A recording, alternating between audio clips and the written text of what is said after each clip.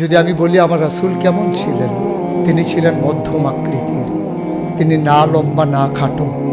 তিনি কখনো বা যখন হাজারো মানুষের সামনে দাঁড়াতেন, বিদায় হজের সময়ে 1,40,000 সাহাবা যখন ময়দানে, তিনি যখন আস্তে করে উঠে দাঁড়ালেন, ওনার চাইতে অনেক লম্বা লম্বা মানুষ থাকার পরেও অবাক বিস্ময়ে সবাই তাকিয়ে দেখলো সবার উপর দিয়ে যে মানুষটির মাথা মোবারক দেখা যায়, তিনি নবী মুহাম্মদুর রাসূলুল্লাহ সাল্লাল্লাহু আলাইহি ওয়াসাল্লাম।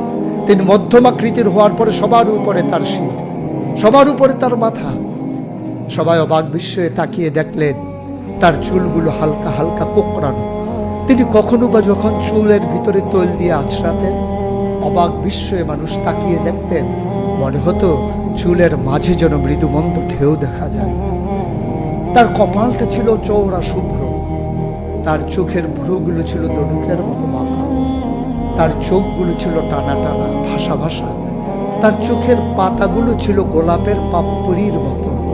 তিনি কখনো বা যখন চোখের পলক ফেলতেন, অবাক বিস্ময়ে মানুষ তাকিয়ে দেখতেন, মনে হতো মৃদুমন্দ বাতাসে গোলাপ পাপড়ি দোল খাচ্ছে। তার চোখের সাদা অংশ ছিল রক্তিমাভ সাদা, কালো অংশ ছিল তার কৃষ্ণ কালো। তার ঠোঁটগুলো ছিল গোলাপি রঙের, তার নাকটা ছিল খাড়া, ছিদ্রগুলো ছিল ছোট ছোট, নাকের নিচে ঠোঁটের উপরে ছিল চিকন সরু গোঁফ। তিনি কখনো বা যখন মুচকি হাসতেন, তার গোলাপি রঙের ঠোঁট দুটো যখন একটু ফাঁক হয়ে যেত আর দাঁতগুলো যখন বের হয়ে যেত, মানুষ অবাক বিস্ময়ে খুঁজত কোথাও যেন বিজলি চমকিয়েছে। তিনি যখন প্রচণ্ড গরমের মাঝে ঘেমে সিক্ত হতেন, কপালে তার মুক্তার দানার মতো ঘাম জমে যেত। তিনি যখন দৌড়ে দৌড়ে তার বিবিদের ঘরে যেতেন, আমাদের মায়েদের ঘরে, আল্লাহ রাসূল সাল্লাল্লাহু আলাইহি সাল্লাম ঘরে ঢোকার পরে মায়েরা দেখতেন কপালের মাঝে মুক্তার দানার মতো বিন্দু বিন্দু ঘাম জমে আছে। মায়েরা বলতেন, গুস্তাকি মাফ কর দিজিয়ে, বেয়াদবি মাফ করবেন, আপনি চুপটি করে একটু বসুন। নবীকে বসিয়ে ওরা ছোট্ট শিশু খুঁজে বের করতেন, অতি যত্নে পরম আদরে তার কপালের ঘামগুলো তারা শিশির ভিতরে ভরে মুখ বন্ধ করে রেখে দিতেন। ঈদ যখন আসতো, বিয়ে যখন হতো, জমানো ঘাম তারা আতর হিসেবে ব্যবহার করতেন। এ নবী তো সে নবী, হেঁটে গেছেন 1 মাস আগে রাত পথ ধরে, যাওয়ার পরে তিনি তো চলেই গেছেন। 1 মাস পরে যখন আবার ওই পথ মারিয়ে কোনো এক সাহাবা যাচ্ছেন, স্থানীয় বাসিন্দা যারা রাস্তার কিনারে যাদের ঘর, তাদেরকে ডেকে বললেন, ভাইরা এ পথ দিয়ে কি আমার নবী হেঁটে গেছে কখনো? বলেছ সে তো 1 মাস আগের কথা, তুমি বুঝলে কেমনে? মুচকি হেসে সাহাবা জবাব দিলেন, হেঁটে গেছেন 1 মাস আগে, কিন্তু আজও সেই পথে নবীর গায়ের জান্নাতি গন্ধ পাওয়া যায়। এ আমার নবী, এ আমাদের নবী, আমাদের গর্ভের নবী। কেন পাঠালেন নবীকে? লাকাদ কানা লাকুম ফি রাসূলিল্লাহি উসওয়াতুন হাসানা। তিনি মডেল, তিনি আইডল, তিনি আইকন, তিনি অনুপম আদর্শ, তিনি আমাদের জন্য উসওয়াতুন হাসানা। তিনি পথ দেখিয়েছেন কেমন করে একটা ছেলে তার মায়ের কাছে ভালো সন্তান হতে পারে।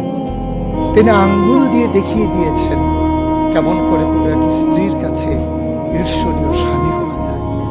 তিনি আচরণ করেছেন মা আয়েশার সাথে এমন যে আচরণ আজও যদি কোনো মেয়েরা করে, তাহলে তার স্বামী হবে তার কাছে সেরা স্বামী। শুধু সেই স্বামী তার স্ত্রীর সাথে সেই ব্যবহার করে। আল্লাহ রাসূল সাল্লাল্লাহু আলাইহি সাল্লাম আদরের নাতি হাসান হুসাইনের সাথে এমনই মধুর ব্যবহার করেছেন।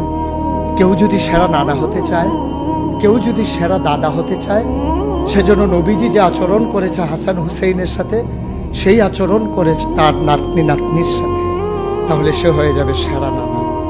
কেউ যদি আদর্শ শিক্ষক হতে চান, কেউ যদি হতে চান উত্তম আদর্শের অনুসারী, তাইলে আল্লাহ রাসূল সাল্লাল্লাহু আলাইহি সাল্লামকে আল্লাহ নিজেই জানিয়ে দিলেন যে আমি তো আপনাকে দান করেছি ইন্নাকা লাআলা খুলুকিন আযীম, আপনি হচ্ছেন উত্তম থেকে উত্তমতর চরিত্রের অধিকারী। চরিত্র হচ্ছে 3 রকম, খুলুকুল হাসান, খুলুকুল করিম, খুলুকুল আযীম। খুলুকুল হাসান মানে হচ্ছে আপনাকে একজন গালি দিয়েছে, আপনি হুবহু সেই গালিটা দিয়েছেন। আপনাকে বলেছে তুমি বদ, আপনি বলেছেন আমি না, তুমি বল। এটা হচ্ছে হাসান। আপনাকে বলেছে তুমি সাংঘাতিক খারাপ, আপনি চুপ মেরে হেঁটে চলে গেছেন মাথা নিচু করে, আপনি হচ্ছেন খুলুকুল কারীম। আর আপনাকে বলা হলো তুমি খুব খারাপ মানুষ, আপনি চুপ করে তো চলে গেলেনি, মসজিদে গিয়ে আপনি হাত উঠিয়ে দোয়া করছেন মাওলা। সে হয়তো বুঝেনি, সে যদি বুঝতো আমাকে হয়তো বলতো না, তার জন্য উল্টা আপনি দোয়া করে দেবেন। এটাকে বলে খুলুকুল আযীম, যেটা ইন্নাকা লা আলা খুলুকিন আযীম।